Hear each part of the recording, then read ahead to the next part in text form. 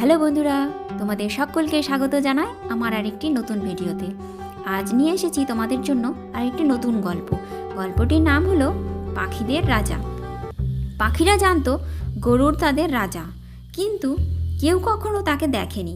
সত্যিকারের বিপদাপদে পাখিরা এ পর্যন্ত তার কোনো সাহায্য পায়নি। প্রতিদিন পাখিরা শিকারীদের হাতে প্রাণ হারাচ্ছে, কিন্তু সে এ পর্যন্ত তাদের রক্ষার জন্য কোনো ব্যবস্থা করেনি। সুতরাং বনের সমস্ত পাখিরা একদিন একটি জায়গায় জমায়েত হলো। কোকিল, চাতক, পেঁচা, ময়ূর, হাঁস, মোরগ, ঘুঘু, পায়রা, সারস, টিয়া সকলেই সেই সমাবেশে উপস্থিত ছিল। তাদের মধ্যে একজন বলল, দেখো, পশুদের একজন রাজা আছে। সত্যিকারের বিপদের সময় সে তাদের দিকে সাহায্যের হাত বাড়িয়ে দেয়। কিন্তু আমাদের কি সেরকম কোনো রাজা আছে? বিপদাপদে রক্ষা করার জন্য আমাদের একজন রাজার প্রয়োজন। আমাদের মধ্যে কাউকে একজন রাজা করতে পারলে খুব ভালো হয়।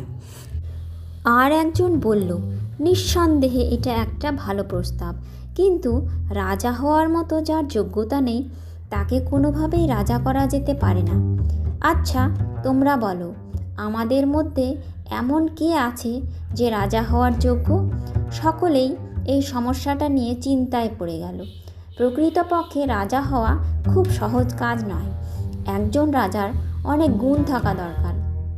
তাকে হতে হবে শক্তিশালী, বিচক্ষণ ও বুদ্ধিমান এবং একজন সুশাসক। সভার একদিকে গম্ভীরভাবে বসেছিল এক পেঁচা। যখন সকলের নজর পড়ল তার দিকে, একটি পাখি বলে উঠল, ওই পেঁচাকেই আমাদের রাজা করা যাক। বুদ্ধিমান পেঁচাই আমাদের রাজা হবার উপযুক্ত। এবার সব পাখি তার প্রস্তাবে মত দিল। সিদ্ধান্ত নেওয়া হলো পেঁচাকে রাজা আর তার বউকে করা হবে রানী। কিন্তু অভিষেকের সময় পাখিদের মধ্যে ভীষণ কোলাহল আর হইচই শুরু হয়ে গেল। চারিদিকে শুরু হয়ে গেল আনন্দের কোলাহল। ওই সময় হইচই শুনে সেখানে এসে হাজির হলো একটি কাক। সে জানতে চাইল, তোমরা এত চিৎকার হইচই করছো কেন? উত্তরে একটি পাখি বলল, আমরা আমাদের মধ্যে একজনকে রাজা করব স্থির করেছি। সেই জন্যই অভিষেক ক্রিয়া সম্পন্ন করতে হবে। ভালোই হলো তুমি যথাসময়ে এসে উপস্থিত হয়েছ। কাক তখন জিজ্ঞেস করলো, জানতে পারি কি কাকে রাজা করা হচ্ছে? তাদের মধ্যে একজন উত্তর দিল, পেঁচাই হবে আমাদের রাজা। তাদের কথা শুনে কাক হো হো করে হেসে উঠল। সে বলল, সুন্দর পুচ্ছধারী ময়ূর, সুমিষ্ঠ গলার অধিকারী এবং বসন্তের দুধ কোকিল, প্যাক প্যাক ডাকের অধিকারী হাঁস থাকতে তাদের রাজা না করে পেঁচার মতো একটা কুৎসিত পাখিকে রাজা করতে চাইছো? তাছাড়া দিনের বেলা সে তো চোখে দেখতে পায় না, তাহলে কিভাবে সে রাজকার্য চালাবে? তোমাদের বুদ্ধির বহর দেখে আমি একেবারে স্তম্ভিত হয়ে পড়েছি। সত্যি ব্যাপারটা যেমন জঘন্য তেমনি নিন্দাজনক। সকলেই জানে পাখিদের মধ্যে সবচেয়ে চালাক আর বুদ্ধিমান হলো কাক। সে যা বলেছে তার পিছনে নিশ্চয়ই যথেষ্ট যুক্তি বা কারণ আছে। যা হোক, তার পরামর্শ মতো পাখিরা অভিষেকের কাজ স্থগিত রাখল এবং যে যার মতো চুপ করে বসে রইল। কাক আবার বলল, এমন একজনকে রাজা করো যার নাম শুনে শত্রুরা ভীত হয়ে ওঠে। সেই রাজাকে হতে হবে পশুদের রাজা সিংহের মতো গুণসম্পন্ন। কাক একটু থেমে আবার বলতে শুরু করলো, মহাশক্তিশালী গরুড়ের মতো আমাদের একজন রাজা আছেন।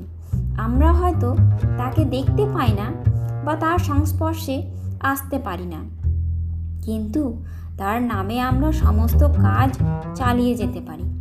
পেঁচার মতো একজন অলস, অকর্মণ্য এবং ছোট্ট একটা পাখি আমাদের রাজা হতে পারে না। যাদের বুদ্ধি আছে তারা নিশ্চয়ই এমন একটা ভুল করবে না। কাকের কথা শুনে অন্য সব পাখিরা বলল, তুমি একেবারে সঠিক কথাই বলেছ। আমরা বিরাট একটা ভুল করতে যাচ্ছিলাম।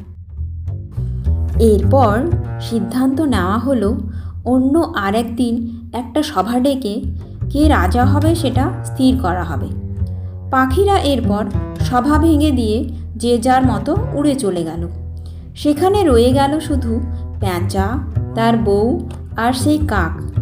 পেঁচা বলল, আমার অভিষেকের কি হলো? পাখিরা সব গেল কোথায়?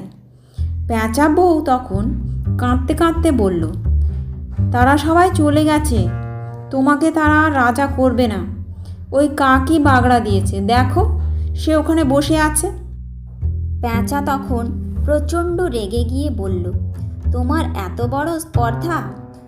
তোমার মতো একজন ময়লা খেকো পাখি, সকলের ঘৃণার পাত্র, তুমিই আমার রাজা হওয়ায় বাদ ছেড়েছ। তোমার এই শত্রুতা আমি কোনোদিনও ভুলব না।